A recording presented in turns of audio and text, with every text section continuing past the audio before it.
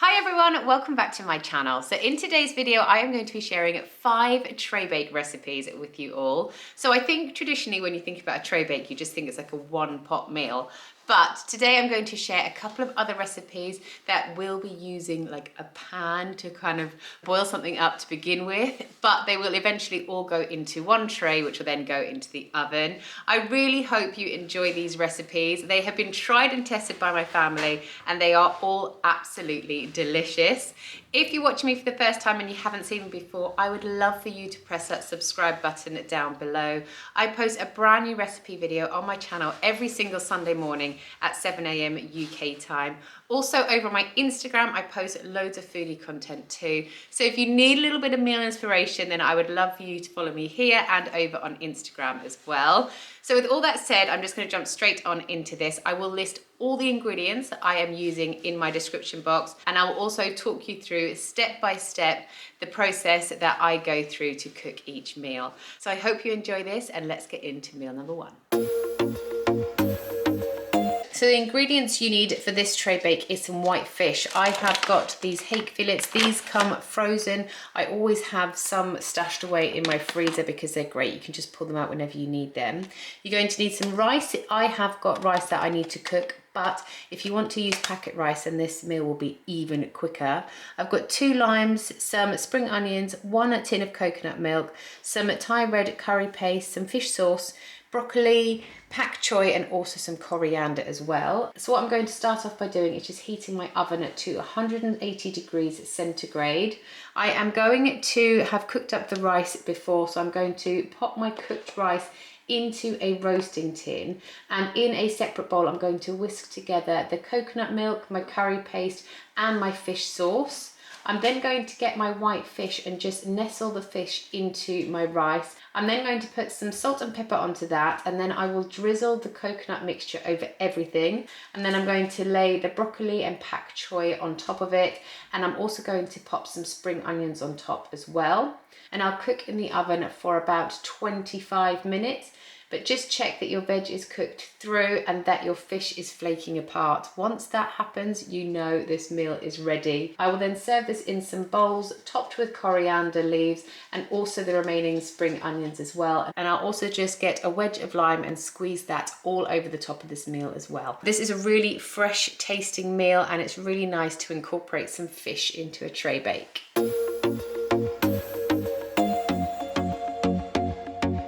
The ingredients you need for this meal is some butternut squash, some sausages, and then for the kind of pasta sauce, you're going to make a roux. So you want some butter, some flour, some milk, and then I'm also going to add in some whole grain mustard, some sage, and some garlic as well. And then you also need some pasta, obviously. And then I'm also going to add some kale into here, top with Parmesan cheese, and add some pumpkin seeds on top as well. The first thing you want to start off by doing is in your oven dish, you want to put in diced up butternut squash along with some olive oil, and also I'm going to get all 12 of my sausages and I'm going to cut them into little bits as well. So each sausage will be cut into 4.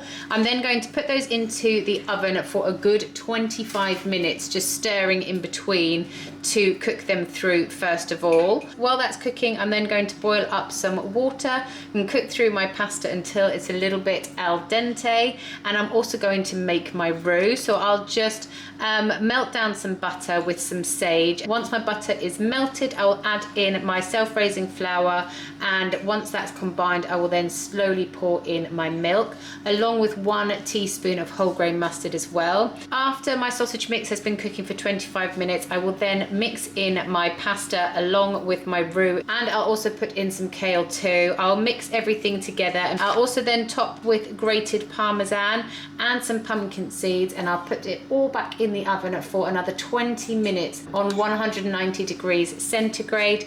And as you can see, after it's been in for 45 minutes, it all looks so delicious and crispy and ready to eat.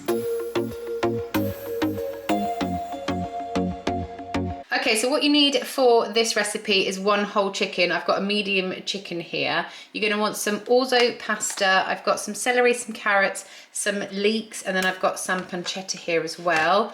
Then I've got 1 lemon and some tarragon. You can use fresh or dried, completely up to you. And then I've got 500 mils of veggie stock. You can use chicken stock if you've got it. I just don't have any. Some salt and pepper and some olive oil as well. So what I'm going to start off by doing is putting my chicken into the oven first of all. I put it into my oven dish, and then I'll put some olive oil over the top with some salt and pepper. And then I'm going to cut this lemon in half and put half of the lemon into my chicken, so stuff it. That's going to be cooking for a good 45 minutes on 190 degrees before I put anything else into this tray bake. While my chicken's cooking, I would then make up my orzo pasta that is going to actually go around my chicken in the tray bake as well. So I'm just going to finally dice up my leek. I'll finally dice up my carrots, my celery, and then I'll also add my pancetta to a pot. I will just saute those all off and get my pancetta so it's a little bit nice and crispy.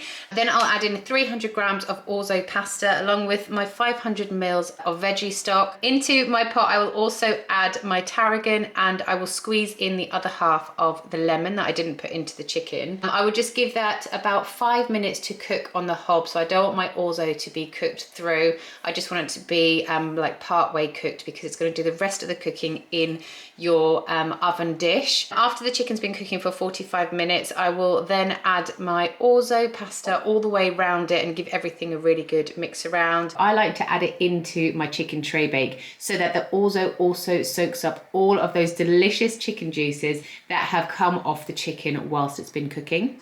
I'll pop it back into the oven for another 45 minutes, just stirring my orzo pasta as I go. If you feel like it needs a little bit more liquid, then add some at any time. You don't want to make the pasta really dry, so just make sure it still always does have some liquid to it. And that's it. After the chicken's been cooking for about an hour and a half, it's then all just ready to serve. The ingredients for this tray bake you're going to need are some salmon. So I've just got 1 big bit of salmon because it's actually cheaper to buy it like this. And then what I will do is just like flake it up as it has cooked. You're also going to need some gnocchi, some cherry tomatoes, 1 thing of broccoli, and then I've got some pesto and some creme fraiche as well, and then I've got some salt and pepper, and this is just grated up Parmesan cheese. So what I'm going to start off by doing is boiling up my water to cook my gnocchi. So I'm just going to put my gnocchi into the water for a couple of minutes until it's cooked through, and then obviously it's going to crispen up in the tray bake. Then I'm just going to put my salmon into my tray. I'm going to do it flesh side down, so that once it's been cooking for about 10 minutes I can then remove the skin on it. And then I'll put in my halved up tomatoes, my cooked gnocchi, my florets of broccoli, and I'll also mix in this whole thing of pesto as well. And then I'll put in about 250 mils of creme fraiche as well. I'll put some salt and pepper on it, and then I'll pop it into the oven for 10 minutes. After 10 minutes, your salmon skin will be really easy to remove. So I just remove that, and then I'll pop it back into the oven for another 15 minutes. After 15 minutes, I will then give everything a mix around. I'll also just flake up my salmon, and then I will just finish it off with some Parmesan cheese on top. Pop it back in for another 5 to 10 minutes, or until the Parmesan has melted and has gone nice and crispy and golden brown on top. And then it's just ready to serve.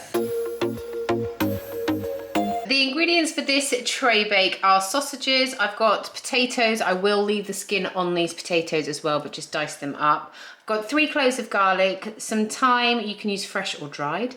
I've got 1 onion, and I've got 3 peppers. To be honest, you can pretty much add anything into here. If you've got some mushrooms, if you've got some courgettes, anything goes in here. So if you just want to use things up in your fridge, then this is the perfect tray bake for that. So what I'm going to start off by doing is just pop all my sausages into the tray bake. You can either just put them in whole or dice them up. Today I'm going to dice them up for something a little bit different. And then I'm just going to wash and dice up my potatoes, crush in my garlic, roughly chop up this whole onion, and roughly chop up these peppers as well. Then I'll just sprinkle some thyme over the top of my tray bake along with some salt and pepper. And then I'm also going to add in 200 mils of veggie stock. This is optional. If you want a drier tray bake, then don't add in the stock, but I quite like it when it's got a bit of a sauce to it. I then just pop this into the oven for a good 45 minutes on 190 degrees centigrade. I will give the mixture a little bit of a stir halfway through the cooking process, but then after 45 minutes, it's all done and ready to eat. It's a really, really lovely one dish meal